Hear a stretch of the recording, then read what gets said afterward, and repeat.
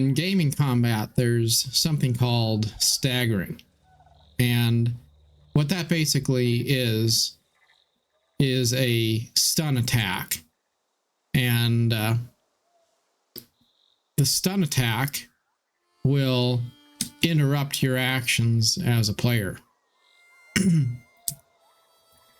And when you're staggered, you're basically off balance. So it's an attack which is designed not so much to do damage and more to just prevent you from being able to go on the offensive. And I think that's interesting because in addition to being a video game mechanic, it's also reminiscent of something that happens in real life a lot. People will do a stun attack on you.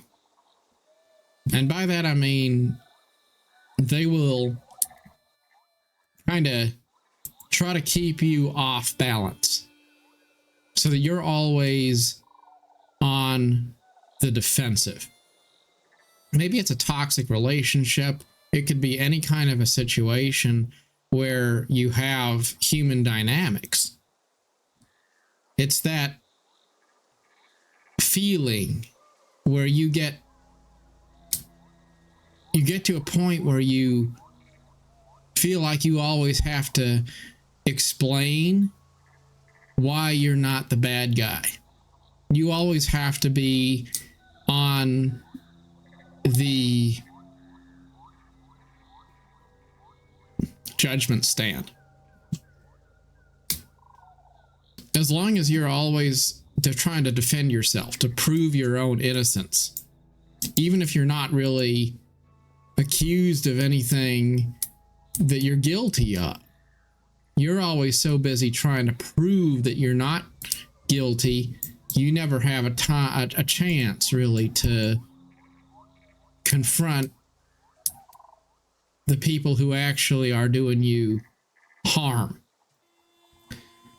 And it's important to be aware of this. It's kind of like all this talk of people saying that somebody is racist or something.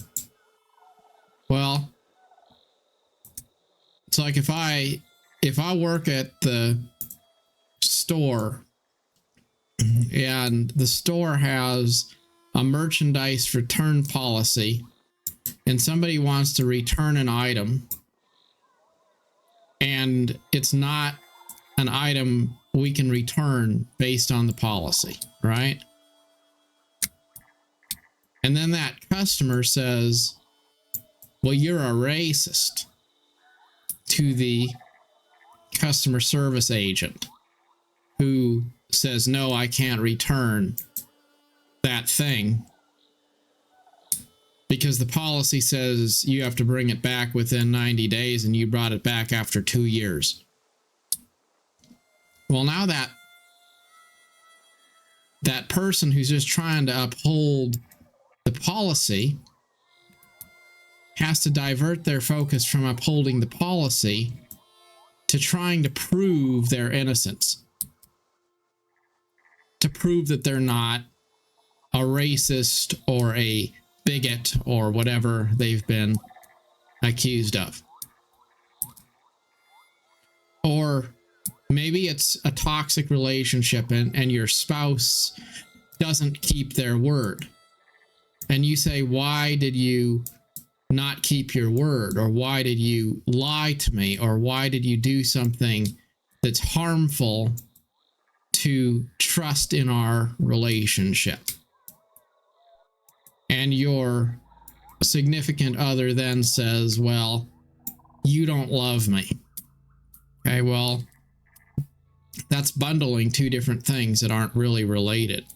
I never said I don't love you. I asked you why you told a lie. And that's very different.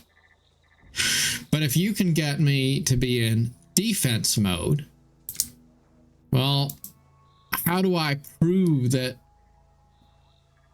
I love you? How do I prove that I don't not love you? Well, that's confusing. So you see, there's a lot of gaslighting that goes on, and we need to be aware of this. Employers will try to manipulate you. Relationships will try to manipulate you.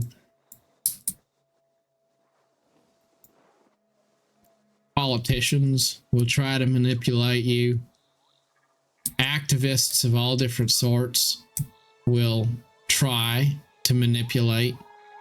And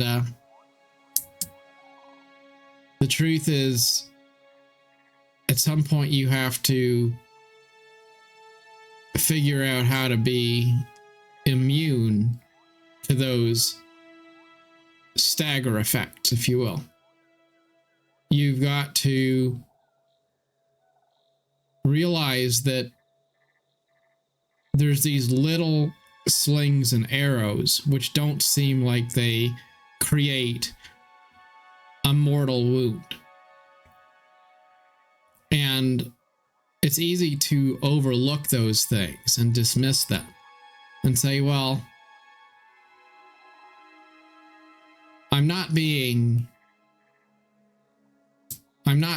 mortally harmed. And so I guess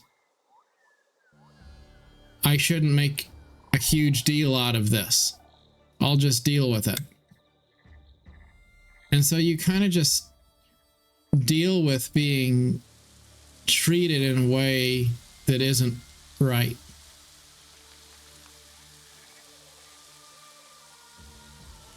But then you start to be perpetually distracted. And after a while, you realize that you have spent so much time playing defense that you never really go to bat for what you stand for or who you are, because you're always just trying to prove that you're not the bad guy. And, you know, then you wind up in the closet just saying, you know, leave me alone, just let me be to my own little corner. I won't harass you. I won't ask you anything of you. I will just mind my business and take what is given. And you wind up with no identity. And, you know, it's not a good place to be. So I say all of this to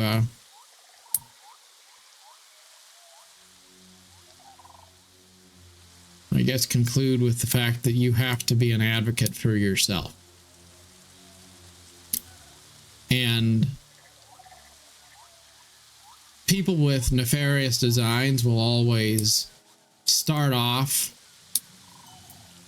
with little attacks that seem forgivable. It's the mosquito bites. It's the little remarks that undermine your ability to have autonomy as an individual, to have your own sense of personal direction and identity. And the best way to take away a person's identity is to claim them. You claim that they are taking away your sense of identity. And then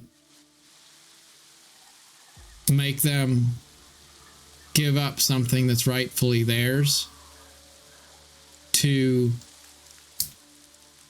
compensate and atone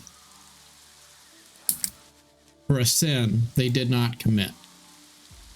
It's like the talk about reparations for people that are the descendants of slaves or something. And people will say, oh, well, you were a descendant of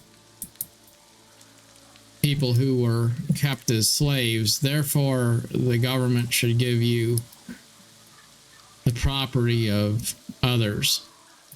I've heard this. Well, see, the truth is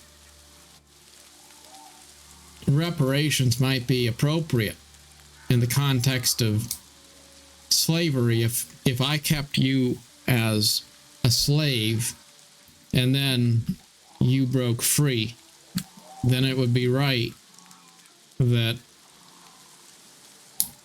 I would have to make that right to you. That would be called justice.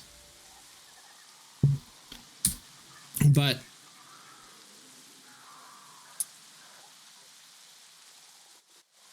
you weren't kept as a slave. Maybe your ancestors were.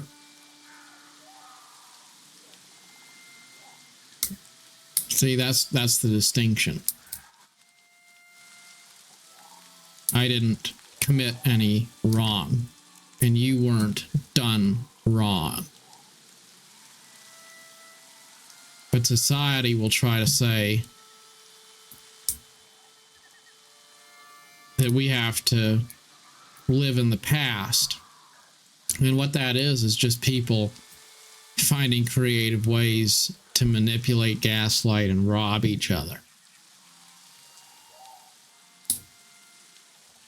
It's important to recognize these things because good people don't want to be accused of doing bad things. So they naturally will try to prove their innocence. And as long as you're trying to prove your innocence, you're not going to call people's bluff.